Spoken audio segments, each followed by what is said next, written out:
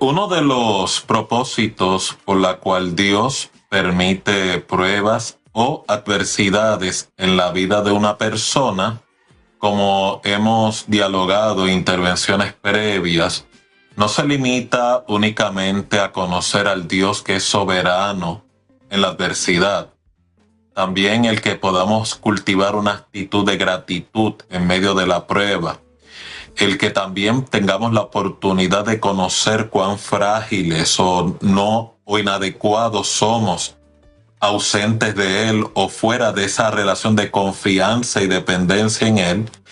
Y hoy quiero cubrir otro elemento que cada persona debe considerar, y es cuando Dios utiliza la crisis para potencializar la fe de un individuo.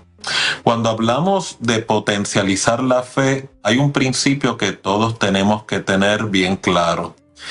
La experiencia de poder confiar y descansar en Dios es un episodio sobrenatural.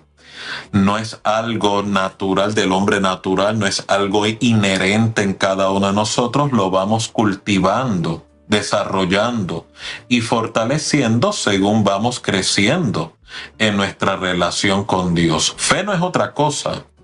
El individuo ubica su confianza, su seguridad personal, su seguridad existencial en dos poderosas virtudes del carácter de Dios, que es la palabra de Dios y el carácter de Dios. Por lo tanto, no es sorpresa que Dios permita adversidades y pruebas cuando una persona está interesada en que su fe sea aumentada. Por eso cuando tú encuentras personas orando, Señor, auméntame la fe, o dame fe, o ayúdame a conocerte y confiar en ti, no es sorpresa que esa solicitud que la persona le hace a Dios va acompañada con episodios adversos, lo cual significa Dios utiliza la adversidad no solamente para reconocer mis límites, o sea, que yo sea consciente de que soy finito, pero más bien para cambiar mi actitud ante esa limitación. El Dios que yo sirvo es un Dios infinito,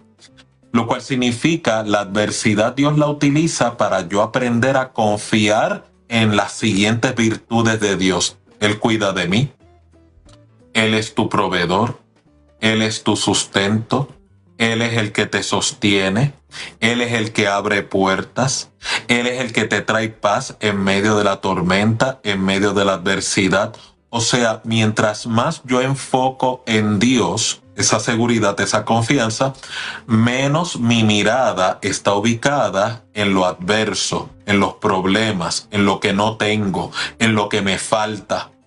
Una de las mejores explicaciones para este fenómeno de poder crecer en fe y poder mirar a Dios en medio de la adversidad está mejor planteado y recogido en el episodio donde Cristo está caminando sobre el mar y Pedro le reta diciendo, Señor, si eres tú, manda a que yo vaya sobre las aguas. Si recuerdan este episodio, Jesús le contesta diciéndole, ven. Y comienza Pedro a operar en la dimensión milagrosa, que es precisamente el tenerle fe a Dios. Y mientras, dice la Escritura, mientras Pedro miraba a Jesús, se sostenía caminando sobre el mar.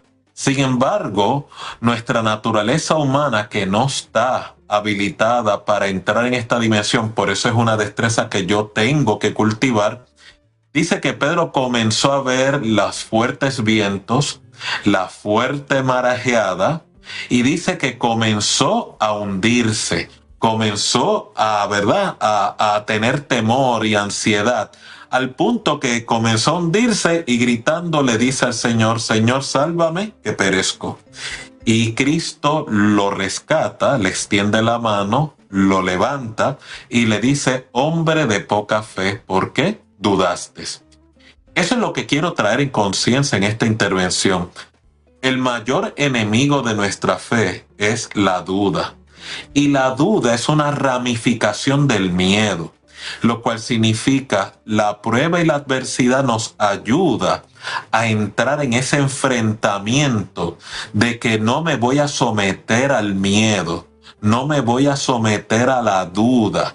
¿Por qué yo voy a dudar del Dios bueno, del Dios que cuida de mí, del Dios que ha prometido estar conmigo, del Dios que ha prometido que aunque ande por el valle de sombra de muerte, no temeré mal alguno? O sea, en otras palabras, Dios utiliza la adversidad y la prueba para poner el temor en un contexto correcto, en un temor que sea reverente a Dios, en un miedo o temor que sea una emoción básica de supervivencia, o sea, poder aprender y conocer mis límites, que soy finito, y así poder tener mejor responsabilidad en las decisiones que yo tomo, pero aún más importante, no permitir que el miedo se convierta en un Dios con letra D minúscula sobre mi vida, que es lo que puede hacer que esa fe colapse en muchas personas.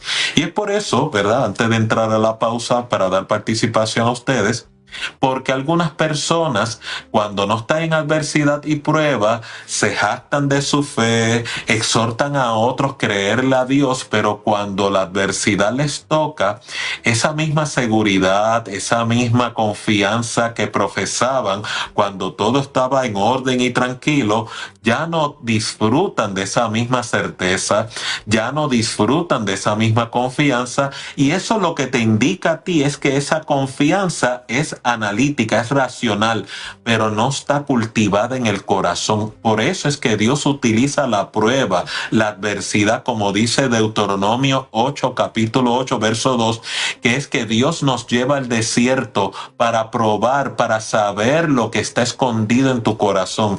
Porque ¿cómo le voy a rendir a Dios mi corazón si desconozco lo que está en el escondido? ¿Qué uno hace, doctor, cuando ¿verdad? De manera de aconsejar a alguna persona que está pasando unas pruebas que están denotando ese miedo que lleva a la duda? ¿Qué uno hace cuando esa persona realmente no quiere trabajar con eso? Porque no me parece que va a salir de las pruebas, ¿no? Porque él va a volver a ese ciclo para poder manejarlo. O sea, es como que... Y el problema es que no quiere salir de ello porque viene en contrafondo. Es que tú no viviste lo que yo viví, es que tú no pasaste lo que yo pasé. Y no es invalidar las situaciones, sino superarlas para poder ver a Dios obrar, ¿no? Sí, muy buena observación, Kiara. Muchas veces nosotros tenemos resistencia al cambio. Esa resistencia al cambio se origina de una actitud llamada obstinación o testarudez. Así que, si no lo sabían, la obstinación o testarudez o resistencia al cambio se origina de una raíz, se llama miedo al cambio. Por lo tanto, esta es una de las áreas más importantes dentro del crecimiento espiritual. Es Dios procurando quebrantar ese dominio que el miedo, el temor tiene sobre la personalidad del individuo. Y es por eso que tú ves que la Escritura, Dios mismo habla y advierte que Dios nunca nos dio espíritu de temor, sino de poder, fe y dominio personal. O sea, la voluntad y la meta de la adversidad que Dios permite en tu vida es que usted tenga dominio sobre esos temores, tenga dominio sobre esa amenaza, tenga poder sobre lo que es adverso. Y es por eso que vas a encontrar, Kiara, algunas personas que profesan una fe y una confianza en Dios, pero simultáneamente son personas esclavizadas a la ansiedad, personas esclavizadas a la preocupación, personas esclavizadas a la incertidumbre. Algunos sufren, ¿verdad?, de hasta ataques de ansiedad o ataques de pánico. O sea, están desregulados psicológicamente, están averiados emocionalmente, porque su acercamiento de confianza en Dios es uno basado en sabiduría humana, está basado en el raciocinio, cuando Dios lo que está buscando es cautivar nuestro corazón. Y es por eso que la persona, como parte de su crecimiento espiritual, tiene que entender que lo que Dios está promoviendo detrás de la adversidad es derrocar el dominio del miedo que opera sobre la vida del creyente. Recuerda que el miedo tomó un giro casi endiosado, casi patológico, casi como una idolatría en nuestras vidas a causa del pecado. El pecado creó un estado de orfandad y de desamparo y de desnudez que nos lleva a un estado continuo de someternos al miedo. Precisamente, esa es la estrategia principal del adversario. Utiliza el miedo como una forma de promover cautividad. Dios utiliza lo contrario, el amor y la confianza, para que promueva en el corazón de la persona un estado de confianza. Y es por eso que tú vas a ver que la persona que opera por fe puede operar bajo los designios que la Biblia define la fe. Puede saludar su milagro sin haberlo visto. Puede vivir creyendo a las promesas de Dios, no a través de sus sentidos o la vista. Puede inclusive llamar las cosas que aún no han ocurrido como si ya no hubiesen ocurrido. O sea, esto no es negación, esto no es que la persona se desconectó de la realidad, esto no es una persona haciendo un encantamiento a través de un verso, ¿verdad?, verbalizado. Esto es una declaración poderosa que el creyente invoca sobre lo que Dios ha prometido, y como Dios tiene un compromiso con su palabra para que se cumpla y está continuamente velando para llevar en cumplimiento su palabra, por eso es que vas a encontrar personas en la misma adversidad que otros sufren, pero ven propósito, ven milagro, ven puerta abierta, ven crecimiento, ven inclusive serenidad en medio de la tempestad. Entonces usted se preguntará, pero entonces, ¿cuál es la diferencia? Porque la adversidad, los estresores son similares. Lo que cambió fue la actitud del corazón.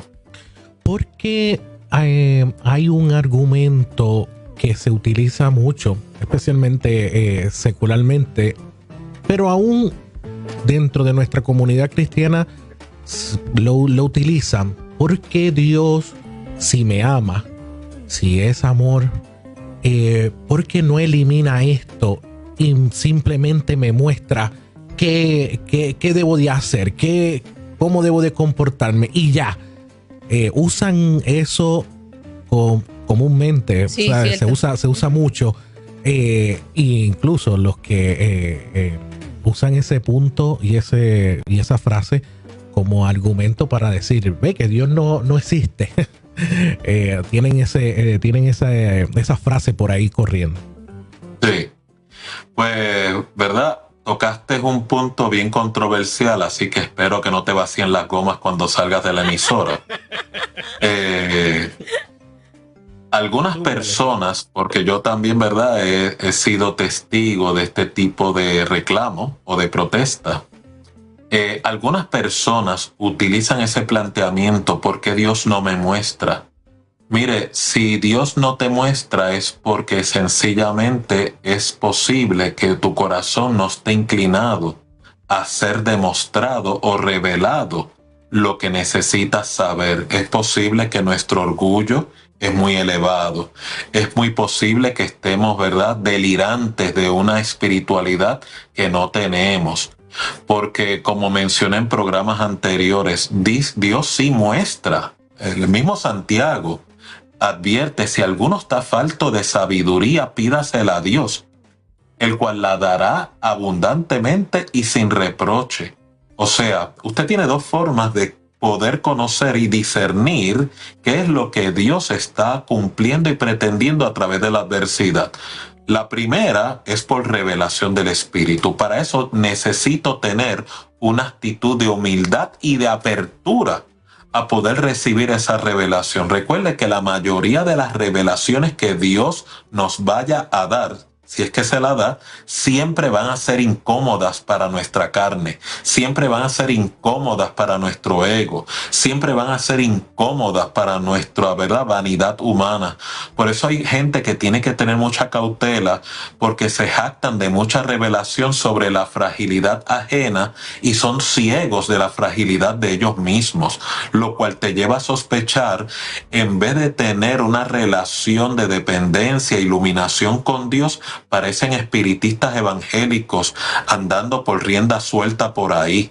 Y por el otro lado, si yo tengo la actitud de humildad para poder reconocer que soy inadecuado, que soy incompetente, que me falta, que sin Dios yo nada puedo lograr, esa actitud de humildad me ayuda a yo poder detectar qué es lo que Dios está trabajando en mi interior para poder crecer. Recuerde que la finalidad de esta prueba es poder formar la identidad de Cristo en mi persona. Que yo sea, ¿verdad?, imagen y semejanza de Dios a nivel funcional. Ya lo soy a nivel base, pero a nivel de funcionamiento es lo que Dios quiere formar a través de ese proceso de, llamamos, moldear, quebrantar, o como mucha gente lo conoce, ese proceso de santificación. Yo creo que con todas estas herramientas, Esteban, definitivamente es como un cambio literal de visión ante la adversidad, la crisis, la prueba. O sea, ya si nosotros, es más, ya entiendo, doctor, por qué los apóstoles se gozaban en las pruebas. Y como decían, gózate, gózate. Y pasaban una circunstancia y con todo eso volvían al mismo lugar donde le habían tenido pruebas para seguir el evangelio. Porque saben que cualquier situación que estaba pasando era Dios trabajando también con ellos. Qué poderoso. Recuerda eso también, Kiara, que precisamente en eso que tú acabas de mencionar, que es bien importante, fue el mismo Cristo que vaticinó como una bienaventuranza el que cuando estemos en prueba la manejemos con una actitud de gozo, porque se nos está dando el privilegio de ser copartícipes en los sufrimientos, ¿verdad?, que el Señor sufrió. Y de igual manera, la persona que construye esta mentalidad, abraza esta bienaventuranza, pues no se intimida tan fácilmente ante el momento adverso, porque en vez de verlo como una limitación o como un obstáculo, lo discierne como una bendición, como un crecimiento. Y qué mayor bendición que yo pueda regocijarme en la adversidad. Por eso Santiago también exhorta que cuando nos encontremos en diversas pruebas nos regocijemos, o sea, cultivemos la actitud. ¿Por qué? Porque estamos siendo partícipes del crecimiento, del carácter, de la estatura del varón perfecto, que ese es Cristo. A mayor identidad de Cristo que yo forme en mi persona, mejor y más abundante vida del Señor, no solamente cuando me reúna con Él, sino en este siglo aquí abajo. Qué honor, qué